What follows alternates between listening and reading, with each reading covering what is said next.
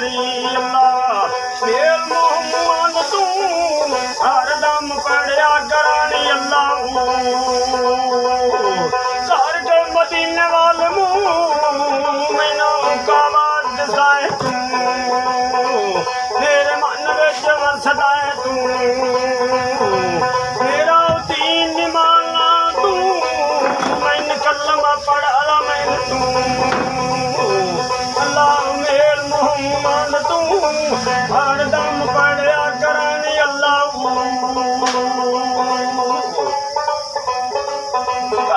सुमिला मचर खा डाला दार मन उंगली दे डाला